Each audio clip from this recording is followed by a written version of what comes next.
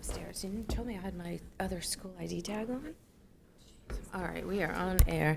All right, good evening, everyone, and welcome to the December 21st, 2022 meeting of the Auburn School Committee. Please join me in reciting the Pledge of Allegiance. I pledge allegiance to the flag of the United States of America and to the republic for which it stands, one nation, under God, indivisible, with liberty and justice for all. All right, start down here with introductions to my right, please. Dan Poisson, Ward 5. Brian Belknap, Ward 4. Pam Hart, Ward 2. Karen Matthew, Ward 3. Superintendent. Pat Gaudier, Ward, what am I? At large. At large. Pam Albert, at large. Jason Levesque, Mayor.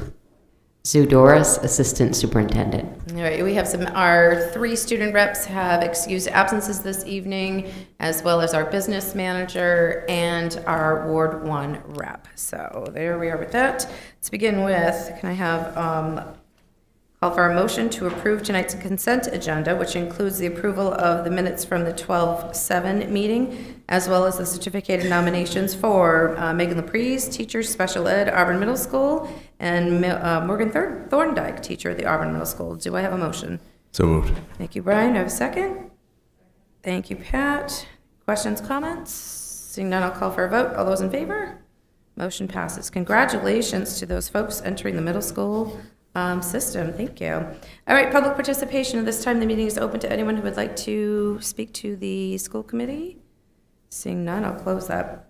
All right, so the highlight of the evening is the presentation from the dual enrollment committee. So I will let Dr. Brown and her folks take it away.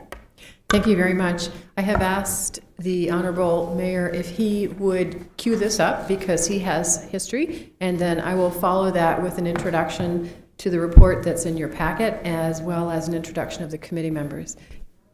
Your Honor. No, very good. Thank you very much, Dr. Brown. Yeah, thank you, school committee, for actually participating in this. And thank you to the the committee members, some of which are here today. So let me just give you a little bit of history on how we got to tonight. Back in the early spring, I wrote a resolution along with several city councilors to encourage the school committee, as well as the entire city, to really look at the possibility of ensuring that our children had a competitive advantage, higher degree or higher likelihood of succeeding in post-secondary education, as well as achieving certificates of value, whether that be in the trades or in liberal arts studies, and really utilizing some of the greatest assets we have in our community, which are teachers with regards to dual enrollment, and with our partners such as Central Maine Community College with regards to concurrent enrollment. Really pleased that the school committee took this on, and Dr. Brown, thank you very much for organizing meetings from the spring all the way through the summer to make all this happen to tonight. And special thanks to Mary Beth Galway and Scott Anir, who are working on this throughout the hot summer months. But I just want to reinforce the intent. And the intent here was to make sure that we rethought education in such a way that we could satisfy the needs of our community, our businesses, our parents, as well as our students. Didn't have the answers, but I think we got a little bit closer tonight. So thank you very much for that. Thank you. So in your packet this evening is the report from the Dual Enrollment Committee, and I'd like to take a moment to introduce the members of the committee. And I'm going to start with Mr. Moran, thank you, representative from the council. Mary Beth Galway, representing the high school guidance department. Mr. Anir, representing the high school administration. Mr. Morong, representing Central Maine Community College, and myself. And we also had Bailey Harrell join us, I'm not sure if I said that correctly, later in the process as the early college coordinator at Central Maine Community College. And so we did, I wouldn't describe an exhaustive look, but I think we did a very thorough look at what we offer now, what we could do to improve our offerings. We heard from classroom teachers, we heard from representatives from different post-secondary institutions, and as part of the State of the Schools presentation, which will be in January, we will talk about the demographics of some of our dual enrollment programs and what the kids look like who are taking those. So that's yet to come. I have asked 2 representatives from CMMC to come, and Andrew, if you would like to come up now. They shared with us a very exciting initiative, and it is titled Spring Ahead. It's at your place, and Andrew, welcome. It's nice to see you, and take it away. Great, thank you for having me. Yep, just wanted to detail tonight the Spring Ahead program. So this program is something that was originally piloted at Southern Maine Community College in partnership with Deering, Portland, and South Portland high schools. And we thought that we could, making some minor adjustments to it, offer it here in the City of Auburn in partnership with Edward Little, who we all work so closely with already. So I'll just take you through the basics of this program and then just give the opportunity to answer any questions the committee may have. So overall, the Spring Ahead, the Spring Ahead initiative, or the Spring Ahead program allows Edward Little High School seniors to get a head start for those who have the aspiration to continue on beyond high school and enter higher education. This just lets them get ahead. It's right in the name of the program, right? It allows them to get an entire semester of college courses under their belt before they graduate high school, and to do so for free. And I think this last bullet point is incredibly important, and something that we heard from the Maine Department of Education and Dr. Libby from the Aspirations program talk about intentional credits towards degrees. So many times at the community college level, we get so many students who come to us having 18, 24, even 30 credits, but none of them apply to a single degree program. Not just with us, but in the UMaine system or beyond. So we wanted to set this program up where students would not only have access to courses, but access to advisors who could help them structure their early college credits so they're actually closer to earning a degree at a quicker pace. The program is designed for Edward Little High School seniors who are in the spring of their senior year, who have met most, if not all, of their high school graduation requirements. That would obviously make it easier. Also students who are curious, not just necessarily about higher education, but curious about education in general and wanting to learn more and have that aspiration to just be lifelong learners. Students who are socially mature, who can get it, who are going to be able to operate in a college setting, and who are independent. Let's be honest, being a high school student is incredibly different than being a college student. You have to self-advocate for yourself. You have to manage your time very differently. So these students do have to be on the more independent side of things, and they have to be committed to it. This is not just show up when you want, or show up every other week. They're going to be in classes that start January 17th and go through May 8th. And we have different breaks than Edward Little High School does. We have different days off. We're going to have different snow day policies. And they're going to have to commit to our academic calendar, all while still meeting the needs at Edward Little High School as well. Excuse me. So costs, and I know when it comes to community college, especially lately over the last year, everything's been free, and luckily we have more of that. Fortunately, that's not going away anytime soon. We were able to secure funding through the Maine Community College System and additional aspirations funding to make sure that there's going to be free tuition, free fees, and also, and I think this is a big one that's not a lot of programs like this, free textbooks as well. That's going to, just that one alone is an additional savings of upwards of $500 to even $1,000 for Edward Little High School students. So the Maine Community College System is committed to reimbursing the college for all of the tuition for these students. The college, CMCC, is waiving all of the fees, which range anywhere between $75 to $175 per course. And then again, the free textbooks as well. The student is responsible mainly for transportation. I think that's the biggest inhibitor to this, or the biggest obstacle, potentially, although we're going to talk about ways we've addressed that in the next couple of slides. They are going to be required to attend an in-person orientation with Bailey Hartill, who is our early college coordinator, who's going to cover all things differences between high school and college with them, go over course syllabi, go over expectations of meeting with advisors, and advocating for themselves when it comes to support services. And then they're going to be required to attend scheduled meetings with Bailey. I think that's really important that they have that guidance. Bailey, our early college coordinator, is a former student at CMCC. She's a graduate. We hired her as an admissions rep, and now she's earned her first promotion to be an early college coordinator. So she's on the younger side. She's going to really be able to relate to the students and make that connection with them. Steps to getting in the program, they've actually already begun. We have our first student already signed up for this program. We held an information night for parents at Edward Little High School this past Monday, which was well attended. The students are going to need to meet with their guidance counselor to apply for courses through the On-Course portal, which is Maine Community College System's online portal for all things early college. They will have to send in their immunization paperwork at the Maine Community College level. We require tetanus within the last 10 years, MMR 1 and 2, and then a COVID vaccination. They will need to receive approvals, not just from their guidance counselor, but they're going to have to digitally sign a student agreement, receive digital approval from their guidance counselor, as well as digital parental consent as well to participate in this program. And this is all managed through the on-course system in an automated feature. And then they're also going to need to attend an in-person orientation on January 10th. We're going to invite their parents as well. I think it's a great opportunity for everyone a week before classes start to get on the same page, cross all the T's and dot all the I's. As I mentioned, the On-Course for College portal is Maine Community College's portal for all things early college. Edward Little Guidance is very well versed in this. They already have to use this for all of our concurrent enrollment registrations and other dual enrollment registrations. So this is not going to be a change of pace for anybody involved. This is very common for anyone in the state of Maine who's taking early college classes.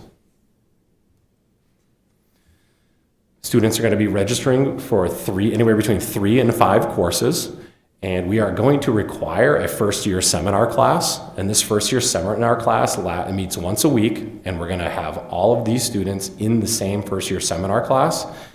And this first-year seminar class covers all of things that we're going to briefly mention in orientation, but how to access academic support services, how to access mental health counseling if needed, what a course syllabus is, and why it's important. Because in high school, they may not have to use that, right? In college, it's, as everyone here I'm sure knows, you need that to guide you through the entire course or the entire semester. This will equal about 3 to 4 days per week. We're going to try to limit that as much as we can without overwhelming them on too much because we know transportation is going to be an issue. So the more classes we can get done on fewer days means less transportation that the students have to worry about. And again, I covered this a little bit earlier, but the program is going to run from January 17th to May 8th. That is our academic calendar, which they will be expected to follow. And again, as I'll reiterate, we have different spring breaks than Edward Little High School. So we may have break, and they may have to go back to Edward Little High School for study halls and things like that. And when Edward Little High School is on break, they still will have to attend CMCC classes. Resources for students. So all CMCC students, whether they're early college, full-time or part-time or online, they get free CityLink bus passes. They just have to show their student ID card, and it literally drops them off at our front door, right in front of the admissions office in our beautiful tower building. So they have access. If they don't have their own transportation, they can take the CityLink bus right to us. They'll also be able to access our Learning Commons, our Math and Science Tutoring Center, our Language Learning Center. They'll have access to all of our early college professionals, as well as our Learning and Advising Center. Needless to say, there's a lot of safety nets here. If someone's going to be unsuccessful doing this, it's because they have gone out of their way to do so. Benefits of enrolling in the program: intentional college credit, no cost. They're going to save time towards their higher education degree. They're going to start building that official college transcript, which is going to make them more attractive if they are applying to more selective schools. They're going to become familiar. Let's be honest here, a lot of students from Edward Little end up at CMCC anyway. They're going to be more familiarized with CMCC and our learning management system like Brightspace. So if they do enroll and matriculate at CMCC, they're going to be able to hit the ground running. And they're going to get social interactions with people that they may not get interaction with if they don't do this program.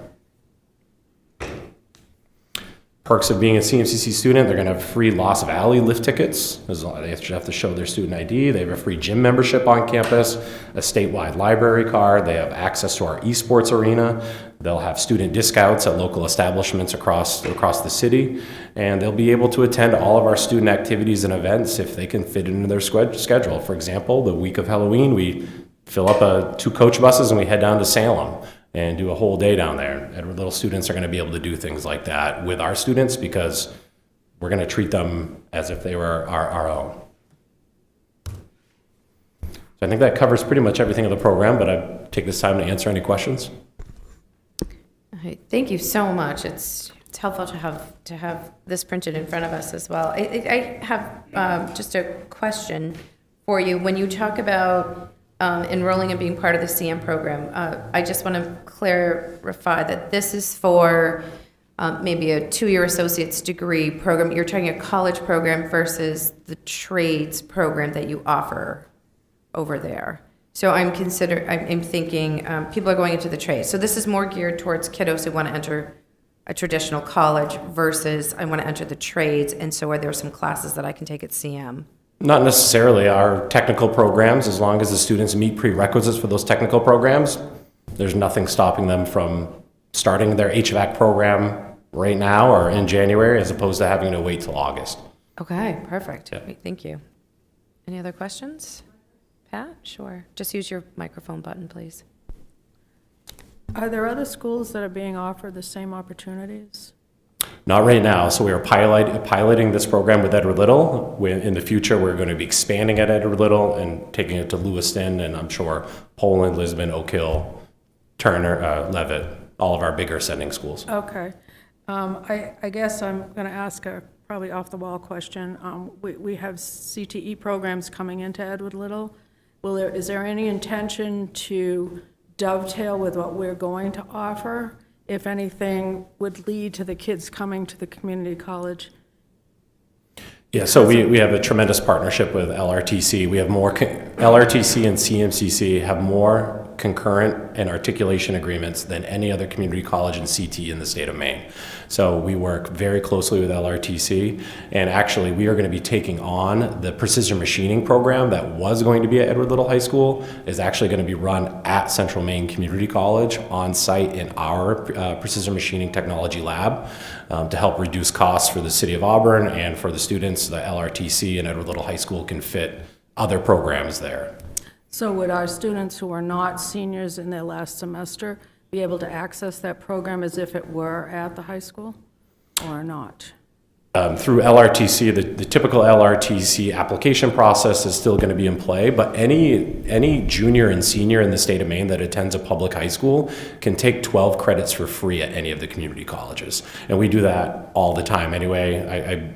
I don't know the number off the top of my head, but I believe last time we discussed it, we served well over 30 Edward Little High School students on campus in Auburn besides this program. This is just an additional way to serve students in a different way and increase the intention of the credits that they are taking. Okay, and I have one more question. The governor or the legislature had provided free tuition to kids because of COVID, and initially it was going to end this year. Is that going to continue?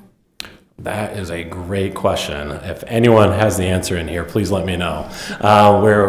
We're kind of waiting for that answer as well. We're, knock on wood, it will continue, but we're preparing and trying to secure funding of our own to help mitigate that if it does not happen. So, Thank you. you're welcome. I have another question. Do kiddos need to be recommended for this program? Do they need letters of recommendation, or is it they can apply? Is there, I mean, you went through a little bit of it. You described the characteristics of the students that you think would do well and succeed in this program, but is there an application process? Could they potentially be denied? I mean, technically, yes, they could be denied. We're going to rely heavily on the Edward Little High School Guidance Office to make that determination. That's why the very first thing they need to do is meet with their guidance counselor. Okay. To be honest, someone who's not attending class already or has low grades in the classes they're currently taking, we don't want to set them up for failure, right? So the very first filter is the guidance office. They know their students. We don't. You know, the only thing we would see is whatever's black and white on a transcript. And as we know with all of our students, especially coming out of COVID, there's an extreme amount of gray area that needs to be looked at. So we're going to rely on Mary Beth and her staff. All right. And then students do apply through the OnCourse. They apply for their classes through the OnCourse portal, and then their guidance counselor has to approve those classes before we even see that those classes were applied for. So there's a couple filters before it even gets to us at the college. Okay. Fabulous. And that's what I was looking for. What filters are in place? And okay, fabulous. Thank you. Any other questions? Pam? Sure. Just use the button, please. To piggyback on that about seeing the guidance counselor, when I was reading the recommendations, it said that they were recommending to remove meeting with the principal and the guidance counselor. But you're saying that we should be meeting with the guidance counselor in order to know that these kids will be successful in these programs. Are you talking about the policy? In this, And the well, policy in the, revision. in what was sent in our packet about the dual committee, it did say that one of the things that we'd like to change is the requirement of having to meet with the principal and the social, and the guidance counselor, sorry. So I'm a little confused because it's saying that on this, on your dual committee, and then, I mean, I agree that I think students should be meeting with the guidance counselor before they do this, but that was just a kind of, Pam, I think it's page 2, sorry, Yeah. Dr. Brown. I'm saying students will need to make an application to the program. Students will also need to meet with their guidance counselors to determine if this program is the right fit for them. Yeah, so the dual enrollment committee meeting, the changes we recommended were for generic classes being taken, not specific to this program. So this is a very specific program with additional funding sources, right, that we do not control, that require things like screening ahead of time, requiring the students to take their first year seminar class and things like that if they're going to kick in additional funding for things like textbooks. Does a student need to meet with the principal and the guidance counselor to apply for a random class at CMCC through the on-course portal? No, and that's what we removed from the policy because that was incredibly outdated. This program specifically, though, is not what's necessarily outlined in the policy. This is a program specific to CMCC, and this is our requirement at the college, not the committee's requirement. okay, because that is kind of confusing. It does say it in the third paragraph. The further, wait, hold on, sorry, I can't see. Further, the dual enrollment committee recommends removing the requirement that a student must meet with the following criteria prior to enrolling in a post-secondary course, including receiving prior approval from an outside course, and the removing the requirement that a student must meet with the principal and guidance counselor What page are you on? to set the this? goals for the enrollment. I mean, that part is later on our agenda too, Madam Chair. I mean, it that I think we can get into that at that agenda. Oh, I apologize. I'm just trying to find where where it's coming from, but got it. Yes, we will take that up later when we bring that policy up. Thank you, Mr. Mayor. So another question I have is the transportation. As far as the City Link, you said that it does go right to the school, which is wonderful. Is there a schedule that fits the schedule of your classes so that the kids can get there at the same time and that all works well? Every 30 minutes. Yeah, right up front, same stop, every 30 minutes, all week long. And what happens if a student does not get a passing grade? Does it go on their transcript? Yes, it will go on an official college transcript. And technically, if they fail a class that is meeting dual credit for a graduation requirement, that could impact their ability to graduate on time, for sure, without credit recovery. And then one more thing. Since you're providing a separate transcript as opposed to that it's not going to be going to the high school for now, the way that they're doing it with these extra courses, the transcript goes to the high school and then it becomes part of their high school transcript. This would be separate from that. This would be a separate transcript. If they were, again, that's up to Edward Little High School, but if they were using, if they're using any of these classes to meet graduation requirements and wanted to transcribe them on their transcript, I provide Mary Beth and the guidance office a list of all Edward Little High School seniors after every semester, what classes they were enrolled in and what their final grades was. So if they so choose to transcribe them on the Edward Little High School transcript, then they can do so. Okay, great. Thank you. Any other questions? Points of clarification? All right. Yes, Dr. Brown? Thank you. I'd like to invite Dr. Dwayne Conway up to the front room. Dr. Conway is the Dean, give him a minute to sit down here, of Workforce Development at Central Maine Community College. In another life, he was the principal of Marana Cook High School and started a very successful dual enrollment program. I invited Dr. Conway to share with you a few words about how that worked at Marana Cook. So welcome, Dr. Conway. Sure. Thank you so much for having me. Yeah, at Maranacook, we went from a relatively small program of 4 credits of dual enrollment to over 120 credits within 2 years. And there were some growing pains with it, but in the end, it really benefited our students in many different ways. We had an associate's degree pathway, which at Maranacook there were about 100 students in each grade level. So out of 100 seniors each year, between 5 and 10% would graduate with their associate's degree before getting their high school diploma. But aside from that, the real big benefit was all the students earning college credit, whether that was 3 credits or 30 credits. I think in our experience, it was really good to be methodical about it and explain it to the students, work through kind of the process with the teachers, and continually meet with parents. And it was just an ongoing process. Thank you. Any questions for Dr. Conway? I would ask one, if you could go back and do it again, what are some significant changes you would make immediately out of the gate? You said there were some growing pains, so if you could go back and try again, what would you do differently? Yeah, it was a pretty rapid process, and we had a tremendous support system.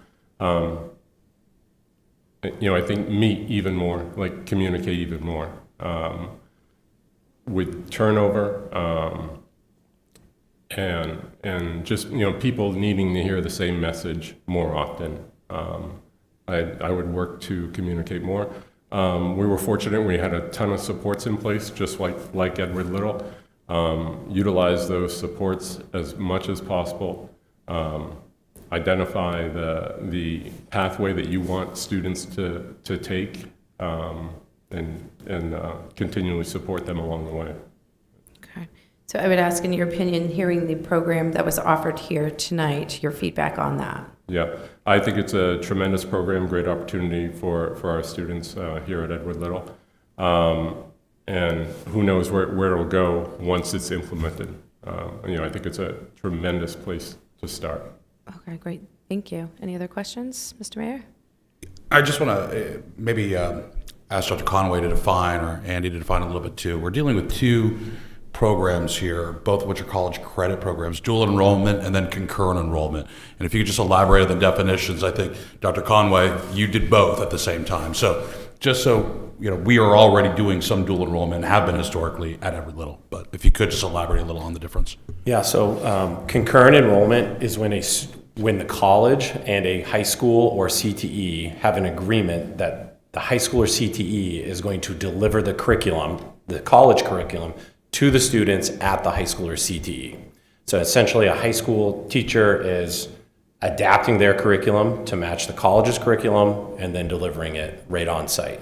Dual enrollment is when the student actually takes one of our classes on site or online with our instructors. So it really comes down to who the instructor is.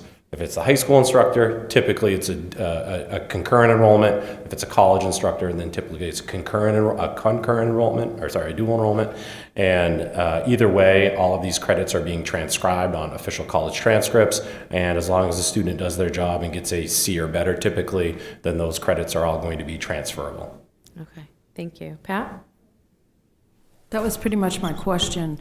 What, and I don't know if Mr. Conway could say how it did you have something like our bridge program, and did it impact the enrollment in that program? Did this do away so you didn't need that? Yeah, we didn't have a bridge program at the high school. Our concurrent enrollment, and at that time it was called dual enrollment, so it gets a little confusing, but our concurrent enrollment program was very successful. We would run the numbers each year, the financial numbers, so that we could report out to the community how much it was saving folks in college expenses, and annually it was over $1.5 million for a small community, which is a tremendous amount. But yeah, we didn't have a bridge program. All right, that was my question. I suppose I should ask Scott. And maybe we won't know until it happens and comes online, whether that program will stay viable or whatever. So Thank you for your input. Any other questions or comments? Pam? That you button. Thank you for the concurrent and the dual enrollment, explanation. Yes. So basically, what we have right now at the high school, before we do this program, is we have a concurrent enrollment program but we also have some dual enrollment because there are some kids going to CMCC, as well as we have teachers that are, like the Syracuse program, that are teaching from Edward Little. So right now we have both, but this would expand our dual enrollment. Okay. A clarification. Mr. Mayor? And just, I think, a couple comments, and I love what Dr. Conway said about the price, okay, or the value. I mean, I think it was Warren Buffett that says, price is what you pay, value is what you get. We pay taxes, our parents pay taxes with an expectation of benefit or value gain. This is a concrete value that you could point to. $1.5 million in a school, probably half the size of Edward Little. Smaller. I mean, you can extrapolate that number out. It's a significant value gain for our taxpayers, and of course for the students who carry that debt too for 20 years. Transportation is a key thing that came up during the committee conversation quite a bit. Obviously the Metro Pass, the Metro Bus Pass is going to be extremely helpful. I've talked to the city manager about this, who sits on the Wilson Auburn Transportation Committee board representing Auburn, to ensure that we have pickup at Edward Little and that it coincides. If there's any hole, depending upon what enrollment numbers look like during this pilot program, we'll definitely know about it, and we'll definitely look at the council level of supporting that, whether that be additional fund allocation or what have you. I've talked to several councilors about this already, and there's obviously this passed unanimously in council back in the spring, so there'll be support there to help if there's any holes in transportation. Thank you. Any other questions or comments? Pam? I agree, and I applaud the city for being involved in the transportation issue, because I think a lot of the kids that would really benefit from this and that would not even think of doing this because of the transportation issue, I think it's really important that we use the City Link, which in my personal opinion, I think is very underused in this community. But I guess my other thing too is, because it's underused and a lot of kids they see the bus, but they don't really know anything about it. I think it's going to be important that we communicate how to access that and what it does, and what, kind of make it more than what it is. I think that, and if a little less scary, and when I think back to the purpose of the dual enrollment committee was really to make sure that we were taking down any barriers that were in kids' way, that we could eliminate for them in order to access this. So transportation is the only thing that seems like a small barrier to bust through. So that being said, any other questions, comments? All right, thank you so much for joining us this evening. We appreciate the information. Absolutely, thank you. I'm sorry, what question, Madam Chair? Oh. What was the turnout, and Mary Beth knows this, what was the turnout during the initial orientation Monday night? Like 20 to 25 families were represented, and that was a 1 week turnaround from we're doing it a week from today, so I was very impressed with that. Great, thank you. And you did pass, I was going to say, and as a parent myself, opportunities, if you did not make the meeting, you have more opportunities to get a hold of folks. And that was, All you right. said, I'm sorry, just so that people at home could hear, 20 to 25 families? 20 to 25 families did attend the initial dual enrollment meeting, or the spring ahead meeting. All right, thank you so much for coordinating that as well. All right, moving on. No school committee student reports this tonight, so superintendent's report. Dr. Brown? Thank you very much. Just one item on my report, and that is a reminder that the next meeting is January 4, and it is the annual State of the Schools presentation. And this will be the third one we've done. And as with each passing year, we try to upgrade and add more information for the school committee. This year, the information upgrades will include a reflection of some of the school committee's goals, looking at some of our student demographic data, our subpopulations, how kids are doing, how the system is doing, and we have a 3-year look now. So that I just want to get on your horizon, so that will be January 4th. Thank you. Okay, thank you very much. Any questions for Dr. Brown? All right, seeing none, school committee chairperson's report, as many of you know, and thank you for those who attended as well. we had our third opportunity, I believe this was our third year, our third annual opportunity to meet with the City Council and publicly share some broad achievements over the last year in regards to graduation rate, testing scores, but it was also an opportunity to share what our anticipated fixed costs will be for the fiscal year of -- dialogue, I would say, revolved around a need to find ways to be innovative, to continuously balance the path that we are on and the current programming that we are offering, but also being mindful that in today's financial climate, it'll be critical to minimize the impact to taxpayers. So I don't know if any of you who joined want to add anything into that. I think it was a great opportunity to have a joint meeting again. All right, Mr. Mayor, I may have just taken your city council report, but if you'd like to update or add on, feel free. Just one thing, I mean, that was a perfect summarization of the meeting. I was actually quite happy to have it, and I think after a third year is a charm. I will state that if this year was a normal operating year with normal rates of inflation, all the work that the school committee and the city council has done over the previous 3 to 4 years, we would be sitting well at probably a zero increase in the budget. Really good fiscal management, and I think everybody recognized that. Unfortunately, we are an extraordinary 8 to 10% inflationary rates, so that is going to be a problem. But I will say that the long-term preparing that has happened, or preparation, has in a normal year would have been suffice. And really, really good results. The only thing I'll add is the State of the City address I'll be giving on January 17th during normal city council time. And I invite you all to be there as well. All right. Thank you very much. Committee reports are linked to the agendas as well as minutes. Anyone from any of the committees need to report out? All right, seeing none, there's nothing under old business. We're going to moving into new business. First item on the docket is, can I entertain a motion for the first reading of policy AUB-CBI, the evaluation of the superintendent? Do I have a motion? So moved. Second. Thank you, Pam. Thank you, Brian. Questions, comments on that one? I will say that I joined, I don't normally join policy meetings. I did join the policy committee this evening as the person who pretty much runs the evaluation of the superintendent. So it was great to sit down and hash through some of these policies. Any questions or comments on AUB-CBI? All right, seeing none, I'll take a vote. All those in favor, passing? Motion passes. Thank you. Next is the first reading of policy AUB-CBI-RI, evaluation of the superintendent, the actual procedures that need to happen. Can I entertain a motion, please? Thank you, Pat. Can I have a second? Second. Thank you, Brian. Questions, comments on that one? All right, seeing none, I'll take a vote. All those in favor? Motion passes. Thank you. Next, first reading of policy. Can I entertain a motion? First reading of policy AUB-CBI-E.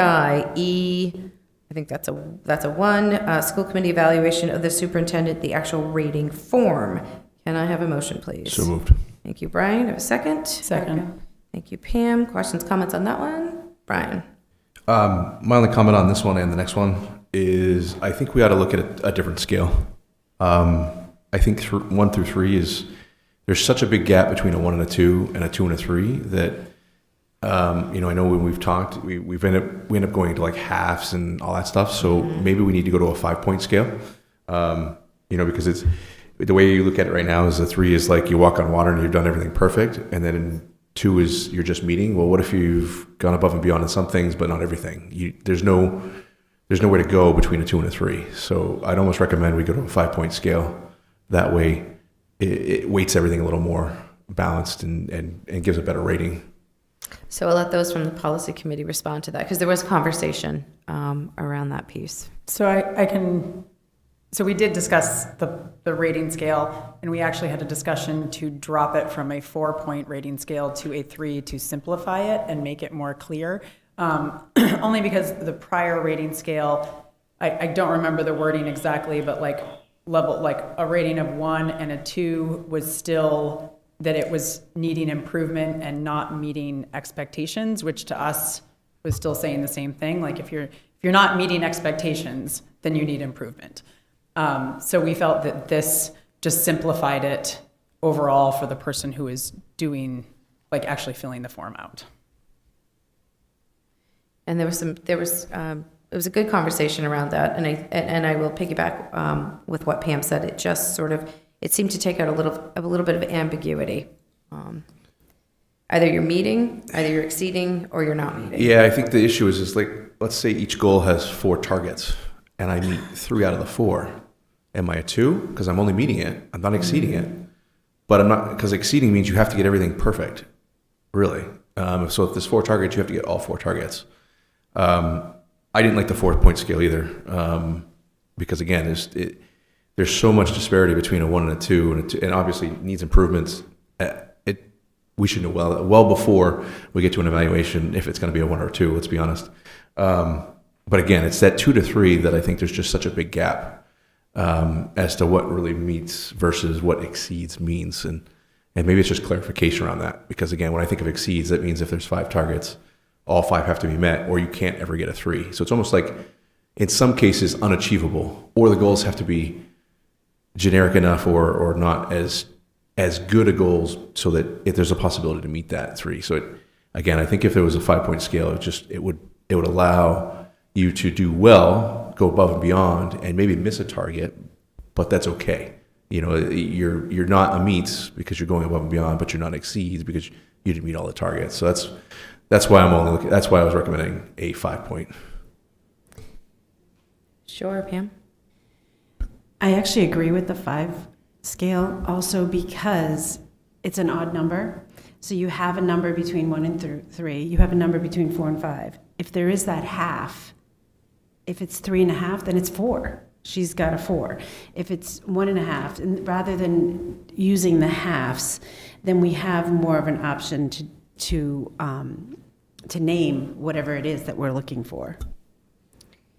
So I'm on one of the, so I think I'm getting a little bit lost in where you are. I'm on the policy itself right now, AB, CBI, E1. And when I look at the rating scale of needs improvement, meets expectations, or exceeds expectations, there is one clear indicator here, your communication, able to communicate clearly with staff, parents. Here's an example. So I'm confused where a 5-point scale would be needed when you're going through each one of these: communication, community relations, because, and I guess from being a teacher for so long, either you need improvement, you met the expectation, or you went above and beyond.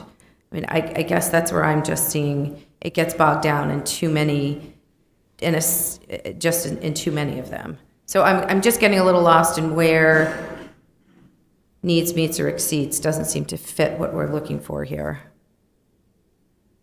when you're on the rating form itself. Anyone else see what I'm, Pat? Yeah, I mean, I see your point. When I think of like A as communication, I still think of like there's still sub-bullets under communication that equate to what communication is.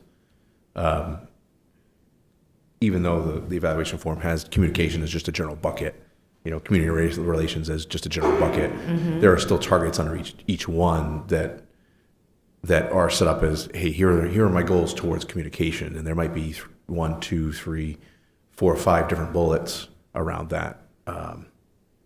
So that's where I was thinking, you know, the way it's set up is, it's an overall just communication and what's the rating. But again, I just go to the whole disparity of knowing that all the talks that we've had over my terms, and we go, okay, well, it's that big discrepancy between a meets and it exceeds, and what does that mean? I mean, obviously, in my terms, I've never gone to a 1, and I hope to never go to a 1. But again, it really becomes down to the conversation of a 2 to a 3, and what does that mean? Mm-hmm. Okay, Pat? Okay, I'm looking at my notes. One of the things that we added is a comment section for each one of those items. So under communication, there'll be a place for you to give some more input than just the 1, 2, or 3. And I'm also looking at this as if Connie walks out to the door and I say, gee, she needs improvements on the way she's walking, or she meets the expectation, or boy, she really has a nice walk. So we're rating how she's doing these individual things, rather than being into the minutia.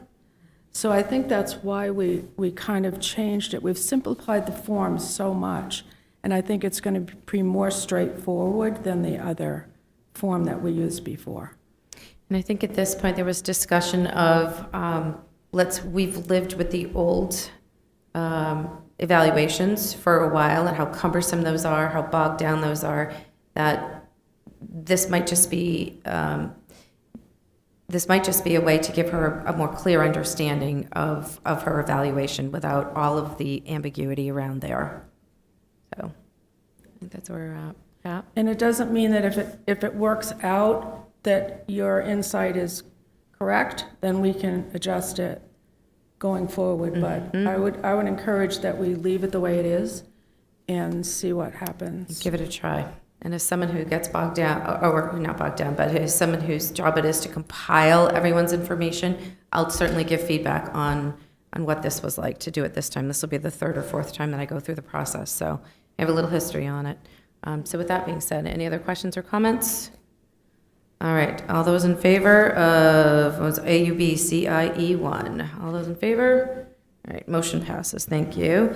Next, entertain a motion for policy AUB CBIE 2, evaluation of the superintendent rating form. Do I have a motion, please? So moved. Thank you, Brian. Have a second? Second. I think Pam, I think that was you. Questions, comments on that one? All right, seeing none, all those in favor?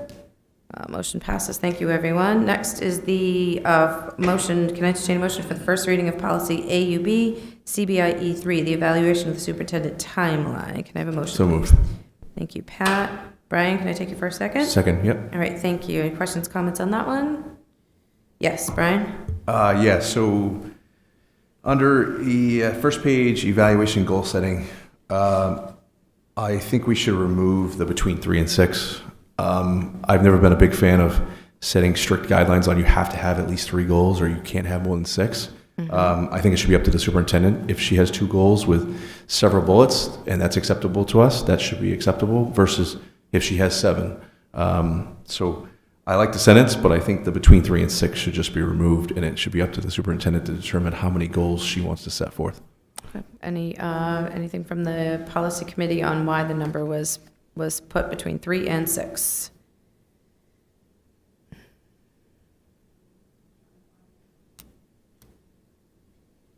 I think probably because historically that's around the number that we've commonly had. I think in speaking with Dr. Brown and in previous conversations, anything more than 5 or 6 becomes absolutely unattainable. Mr. Mayor, do you want to comment? I'd like to make a motion that we add no more than 6 goals. Do I have a second? Second. Brian, second. Any questions, comments on that one? All right, we'll make a move. Well, all those in favor? No more than 6. Okay, change the language on that one. Back to the original motion. Any more questions or comments on the timeline? All right, all those in favor with the amended motion. All right, thank you all. Next is the first reading of policy AUB IHCDA, post-secondary options current enrollment. Let me bop back to that one. Do I have a motion, please?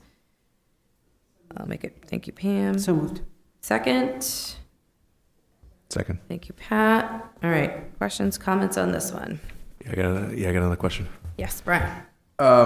So first page, student eligibility requirements.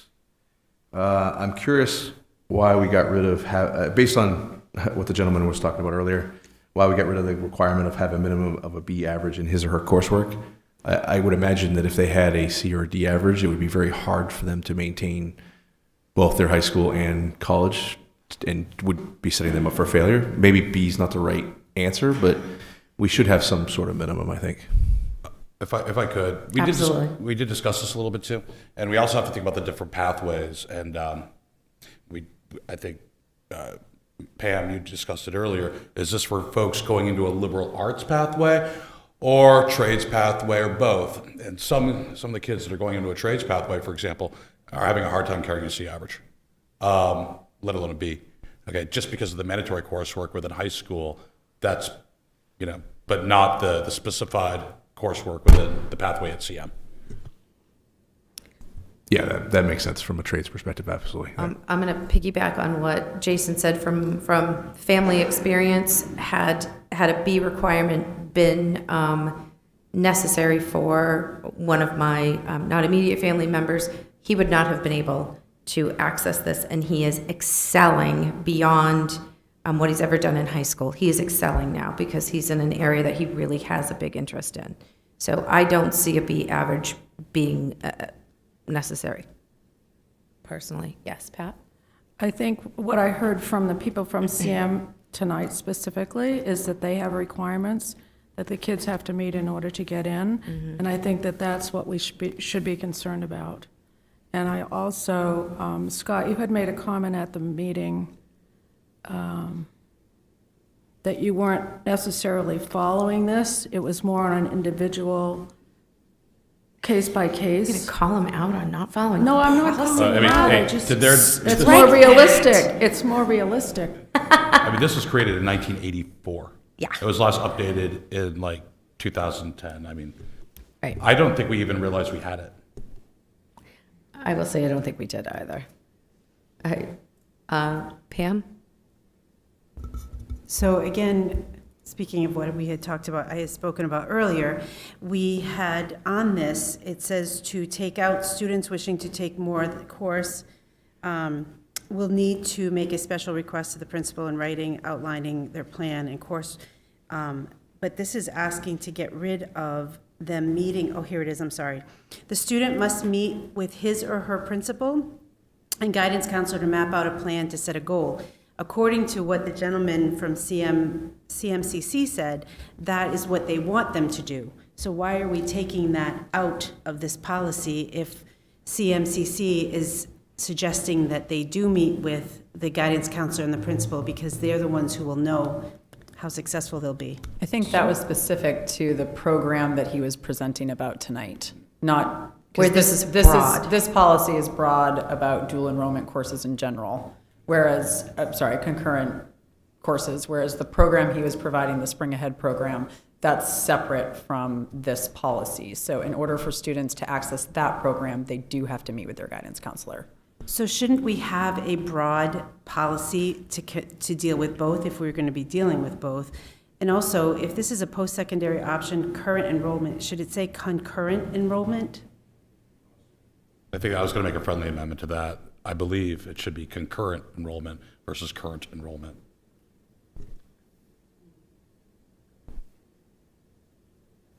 Friendly amendments. Do you need a motion for a friendly amendment? I didn't think so.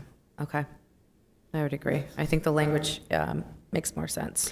I guess I disagree. I think that they should be meeting with the guidance counselor or the principal. And maybe Ms. Galway, you may have a suggestion as to if you agree or not, since you're the one who's in that seat. But I think that knowing the student and how well they'll do, I feel like it might be a misstep to not include the guidance counselor or the principal in this, but maybe you can speak to that, I don't know. You'd have to, do you mind, Mrs. Galway, coming up to the mic, please? Thank you. You do. You get to use your big theater voice. Here you go. So, so just to clarify, like Pam had said, what Andrew was talking about with the Spring Ahead program, that is specific to Central Maine Community College, and that's their policy. As far as if students want to enroll in a course, a dual enrollment course, maybe even through UMaine or no, they have to go through a portal, which he showed, the on-course portal, and they have to go in and select the course. It gets bounced back to the school counselors, and we have to approve it. Leading up to that, and I know, you're right, in a way, it's like they should be having those conversations with their school counselors. And They really are, because we have to make sure that they are on track for graduation, that they are meeting those requirements, that they have the right amount of courses, they're taking everything that they should be taking. So there are times where, most of the time we know that the students are taking those courses regardless. But there is a safety net in the sense of we have to do the approval. If I see a student that just at 1 a.m. decided they wanted to take a class, and so they applied for it, and it gets bounced to me, and I'm like, oh, I think we have to have a conversation. I will pull them in before I do an approval. We'll have a conversation about that. Okay. So Karen, Yes, Pat? can I make a motion to adjust something on this? You can. You can make any motion you would like. We All can right, think of the on- language that you would like in there as well. Well, I think it might cover, if we look at student must meet the following criteria, option A, which has been crossed out, and just return the sentence, the student must meet with his or her principal and/or guidance counselor to map out a plan, period. I think that covers what you're talking about. We don't have to use the word must. We could say is encouraged to, however you feel about it. But even though it's happening retroactively, Mary Beth, I think it would be good if we had it in here. And if we're going, well, let me finish with that one first. Absolutely. Do you want to do that? So what is your motion? What is the language for the motion? The student must meet with his or her principal and/or guidance counselor to map out a plan. Okay. Do I have a second? Second. All right. Any questions, comments around that one? Mr. Mayor? Yeah, I'll just make the comment. I mean, the intent here is, I think, good with your motion, Pat, absolutely. But I do believe this is over-prescriptive. And it begs a question of how prescriptive are our policies to the point where, first of all, if this went through, who's going to store the plans? What are the format of the plans? You're asking to do something that doesn't exist. So I am strongly against this, A, because it's over-prescriptive, B, because it creates another layer of bureaucracy that I don't think our administration should be burdened with, and C, it already happens by default, the implementation of the state-paid program, so it's already there. So that's why I would not support this amendment. Okay. Any other questions or comments on Pat's motion right now? I have a comment. Oh, go ahead. Where am I going? Pam? I actually think that these are high school students, not college students, and I think that having an extra safety net is beneficial to these students. Okay. And I also think that it creates an environment of trust between the guidance counselor, the student, and knowing there might not be a book with everybody's pathway, but that student will know their pathway. And the guidance counselor will help them find that clear pathway and clear up that pathway for them. Okay. Pam Sorry, Albert? this doesn't exist now then? Hang on, Mr. Mayor. Pam Albert? I guess, based on Mary Beth's clarification that she just provided, she still has to approve the course. So even if a student signs up for a course without having discussed it previously with a guidance counselor, the guidance counselor still has to approve it. And I mean, like she just said, if she doesn't approve it, there's going to be a discussion with the student anyway. So I feel like that safety net is already there, so that a student can't just sign up for a class, that they're not qualified to take. Okay. Pat, do you want to comment? Oh, I'm just trying to make it generic enough for all of the other programs also. Remember, this is a policy, a general policy. Right.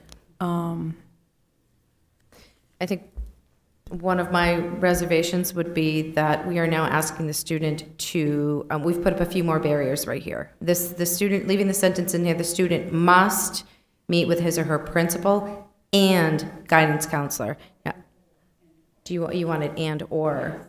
Okay, that's the way you said it. All right, thank you. Thank you for that clarification. I'm like, their dockets are pretty full. They've got to meet with both of them. Pam, final comment? I think the reason it's falling back to her and that safety net is because it's in the policy. If it's in the policy, that's the policy that is in, so now it's working that way. If we take it out of the policy, how do we know that that's not gonna happen?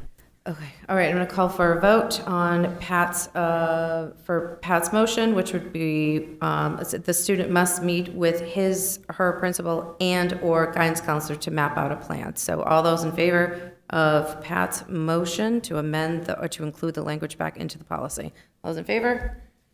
Nope, opposed? Opposed, all right. So Pat, motion fails. We are back to the original motion, which is hang on, turn the page already, sorry. The motion to approve policy AUB IHCDA, post-secondary options and concurrent enrollment. And we changed the friendly amendment to concurrent enrollment, correct?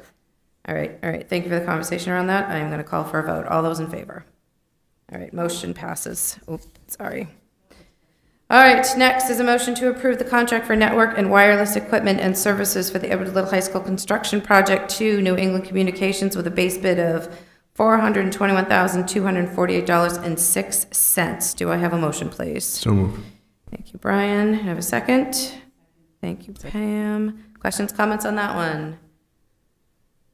Mr. Mayor? Yeah, what was the initial budget for the high school construction for this? I know it says it came in under budget, but what was it? I'll have to get that answer for you. I don't know off the top of my head. But this did come in under budget. Yes, absolutely. All right, any other questions or comments? Seeing none, I'll call for a vote. All those in favor? Thank you. Motion passes. Thank you, everyone. All right, your upcoming meeting dates are listed. They are pretty much the 1st and the 3rd. All committee meetings and subcommittee meetings have been listed on there. Any requests for future agenda items? I think Mr. Mayor just asked for what the original bid was for the communications. So we'll get that, the wireless communication. Any other future agenda items or requests for information? All right, seeing none, I need a motion to enter into executive session pursuant to 1 MRSA 4056D for the purpose of labor negotiations, labor relations. Do I have a motion, please? Thank you, Brian. Have a second? Second. Thank you, Pam. Motion to enter into executive session.